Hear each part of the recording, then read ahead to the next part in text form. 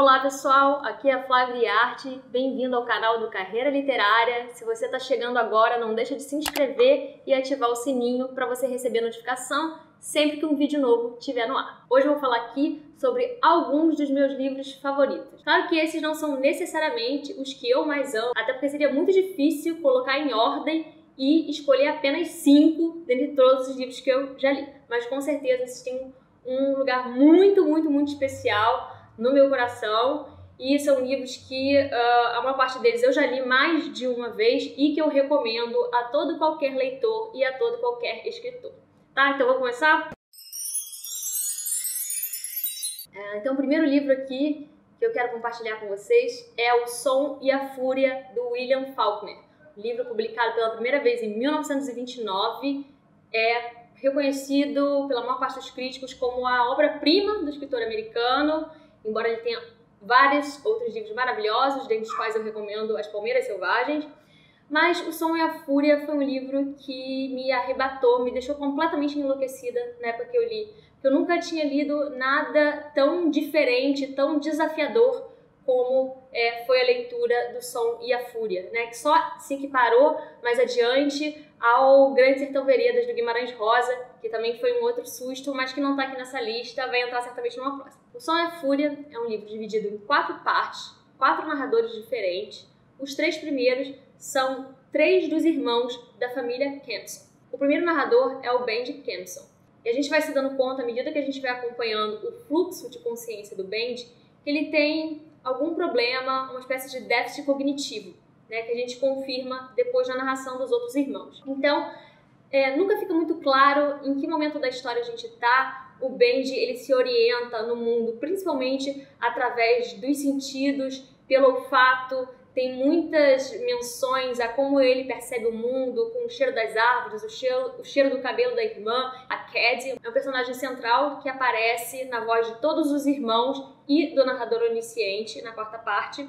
Então a gente acompanha o Bendy, os pensamentos do Bendy. Talvez seja a parte mais difícil da narrativa, junto com a 2ª parte, em que a gente não consegue entender muito bem o que está acontecendo. E eu sugiro a você que não se prenda a isso, que não tente entender, não tente procurar uma linearidade na história ou o que exatamente está acontecendo, porque grande parte da graça do livro está em você realmente mergulhar no fluxo de consciência desses personagens, né? O Faulkner, ele tenta como que reproduzir como funciona a nossa cabeça, como funcionam nossos pensamentos, atravessados de maneira aleatória por impressões e memórias que, enfim, se misturam. Então, parte do que o Bendy está contando vai ficar mais claro mais adiante, mas o importante é você embarcar na viagem que o Faulkner está te oferecendo. A 2ª parte do livro é narrada pelo Kent, né? É uma parte bastante difícil também de acompanhar, porque além de ser também um fluxo de consciência e a gente não entender muito bem o que está acontecendo, pela falta de linearidade, tem também uma questão moral que é bastante difícil de engolir, porque o Kent, ele nutre pela Caddy, que é essa irmã importante, central no livro, uma espécie de sentimento incestuoso. Então é bastante incômodo, né? O livro, ele de certa maneira, ele é todo incômodo porque ele trata de questões muito pesadas, como o racismo, a misoginia, as diferenças, as desigualdades brutais que existiam nos Estados Unidos nessa época, e a degradação e ruína de uma família. E além disso, ele também tem uma linguagem bastante ousada, com um estilo bastante ousado, que torna o livro desafiador, mas certamente totalmente 100% recompensador. Você vai agradecer por ler esse livro. Na 3ª parte, a gente acompanha o Jason, que é um dos maiores vilões de toda a literatura.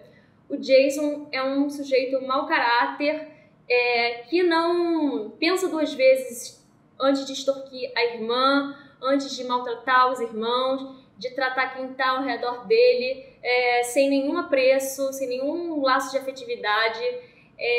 Mas no sentido do estilo e da linguagem, é uma parte já mais palatável, em que a gente começa a entender o que os narradores dos capítulos anteriores, das partes anteriores, estavam trazendo pra gente em fluxo de consciência. E por fim, a 4ª parte é narrada por um terceiro narrador onisciente, Essa é a parte que eu menos gosto do livro, digamos assim, talvez por ela ser menos usada estilisticamente, mas que serve para a gente concatenar algumas partes, alguns sentidos que não estavam totalmente claros até então. É uma obra-prima, é um livro irrepreensível, uma obra que qualquer um precisa ler, qualquer um que seja um leitor habitual ou que esteja querendo escrever alguma coisa no futuro, precisa ler O Som e a Fúria. Bom, minha segunda indicação é um livro absolutamente arrebatador, terno. Chama-se Carta a D, do André Gorz, um filósofo e escritor, nasceu na Áustria, mas passou a maior parte da vida radicado na França. E Carta a D narra a história de amor, que foi a relação de quase 60 anos que ele teve com a Dorine, que foi a companheira dele de vida, de militância, de tudo. E é uma homenagem que o Gorz faz a Dorine, porque na década de 90, no início dos anos 90, ela descobre que está com uma doença degenerativa, que vai matá-la, e o Gorz começa a escrever essa carta como uma espécie de homenagem a essa companheira que teve ao lado dele durante toda a vida. É extremamente comovente. Quem gosta de uma história de amor, quem é romântico, não vai resistir a esse livro. Eu vou ler um trecho aqui, só para vocês se darem conta da beleza que é a carta dele. Tá? O livro começa assim. Você está para fazer 82 anos. Encolheu 6 centímetros. Não pesa mais do que 45 quilos e continua bela, graciosa e desejável. Já faz 58 anos que vivemos juntos e eu amo você mais do que nunca. De novo, carrego no fundo do meu peito um vazio devorador que somente o calor do seu corpo contra o meu é capaz de preencher. Então começa assim, né? Eu fico sempre arrepiada quando leio esse livro. E o Gorz faz então uma homenagem a Dorine, relembrando o momento em que eles se conheceram, os anos 60, maio de 68, porque o Gorz foi um personagem fundamental desse cenário na Europa. Ele foi amigo do Sartre, inclusive, com quem ele veio a romper mais tarde, né? Então foi um pensador também do existencialismo, do niilismo. Mas eu acho que enfim, pelo menos na minha visão, na minha leitura romântica, não teria como alguém que vê o amor como um sentido tão visceral para a vida, tá tão imerso num pensamento tão existencialista e niilista. E vai dizer que, ao final, o Gorz, ele se mata, né? Ele e a esposa cometem um suicídio. Isso é real, aconteceu mesmo, quando ela estava, se não me engano, com 83 ou com 86 anos, com a doença dela já estava bastante avançada, então eles cometem esse ato extremo. Enfim, é um livro bem curtinho, como vocês podem ver aqui, mas absolutamente comovente e arrebatador. Então, minha terceira indicação de livro que você não pode deixar de ler, não poderia faltar nosso genial Machado de Assis. E o livro que eu mais gosto dele é o Dom Casmurro, um livro que eu já li 3 vezes, em momentos totalmente diferentes, primeiro na escola, depois no início da faculdade e depois, recentemente, há cerca de 2 anos. E todas as vezes que eu leio o Dom Casmurro, eu me deparo com um escritor absolutamente genial, um retratista, cronista impecável, né? Isso é o que mais me chama atenção nos livros do Machado, essa capacidade de compor os personagens, né? O Bentinho como alguém inseguro, né? Que se expressa nesse narrador em primeira pessoa, que está sempre acompanhado e atormentado pela dúvida, né? Se Capitu traiu ou não. Capitu, que é essa mulher que ele constrói de uma maneira absolutamente ambivalente, a gente nunca sabe quem é Capitu, né? Porque a gente só a conhece através dos olhos do Bentinho. O José Dias, que eu acho um dos personagens mais geniais de toda a literatura brasileira, que é o agregado da família, né? E ele é o famoso bajulador, aquele cara que está sempre tentando ganhar vantagem, é o famoso vaselina que a gente chama, né? E que eu acho que é um personagem muito comum no cenário literário brasileiro, está sempre tentando agradar, então se é para agradar e conseguir um benefício aqui, ele faz, se no momento seguinte ele tem que dizer algo totalmente diferente, ele faz também para poder extrair um outro benefício. Então acho esse um dos personagens mais geniais já composto pelo Machado e por toda a literatura brasileira. Eu acho um livro absolutamente comovente, realmente torturante. A gente sente a dor do Bentinho, da dúvida quase psicótica que ele passa a nutrir, né? Se Capitu traiu ou não. A gente sente a dor dele duvidar até mesmo da própria paternidade. Enfim, é um livro que eu não canso de ler, acho que é uma obra-prima e uma aula de escrita. Então, por favor, se você não leu Dom Casmurro até hoje, não deixe de fazer isso. Então, minha quarta indicação de um dos livros que mais me marcou em toda a vida é O Estrangeiro, do franco-argelino Albert Camus. Eu li esse livro na faculdade, né? Talvez o momento em que eu tenha lido justifique o porquê ele me marcou tanto, embora seja um livro que em qualquer momento que você leia eu acho que ele vai te marcar, porque ele é um grande livro. Mas naquele momento eu estava no meio da faculdade, naquele momento em que a gente não sabe exatamente o que é da vida, em que a gente não vê muito sentido no que a gente está fazendo, porque a gente não sabe exatamente o que a gente quer. Então, nesse momento em especial, esse livro me marcou muito. Nesse livro a gente acompanha a trajetória do Meursault, que no começo da história acaba de perder sua mãe, né? Então ele está no enterro da mãe e ele não chora nesse enterro, né? Essa cena é bastante emblemática e diz muito sobre o livro, todo mundo conhece, pelo menos já ouviu falar de orelhada dessa cena. Então ele não chora e isso vai custar bastante para o personagem mais adiante, que vai pagar um preço por isso. O Meursault é um sujeito que a gente chama de existencialista e niilista, embora o Camus tenha lhe negado esse rótulo depois. Mas pelo menos a minha leitura naquele então foi de que ele era um sujeito extremamente niilista e existencialista, que não via um sentido maior na sua existência. Ele ia se guiando simplesmente pelas percepções, pelos os sentidos, pela experiência prática do momento, sem pensar em nada maior, sem ter vínculos afetivos e morais com o que estava ao redor dele, né? Isso fica bastante claro na maneira como ele se relaciona com as amantes dele, na maneira como ele se relaciona com a morte da mãe dele.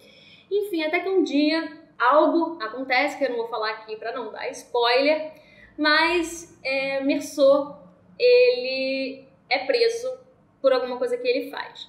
E ele vai ser julgado não só por esse ato, mas também pela primeira cena que eu tinha dito para vocês, pela qual ele ia pagar caro, que é de não ter demonstrado nenhuma emoção na morte, com relação à morte da sua mãe. Então, o que mais marcou no Estrangeiro foi isso, o fato de a gente acompanhar um homem que não vê um grande sentido a princípio na existência, mas que ele vai aprender a dar sentido à própria existência a partir do momento em que ele perde a liberdade dele. Então é um livro que fala sobre isso, que pode não existir um grande sentido na vida a priori, se você é uma pessoa que não acredita em Deus, por exemplo, que não acredita em destino, você pode até achar que a sua vida não possui, que a sua vida não tem um grande sentido a priori, um sentido essencial, mas você pode criar o sentido da sua existência. E meu quinto livro, minha quinta dica aqui, é um dos mais polêmicos de toda a história da literatura, Lolita, que foi publicado em, acho que 1955, do Vladimir Nabokov.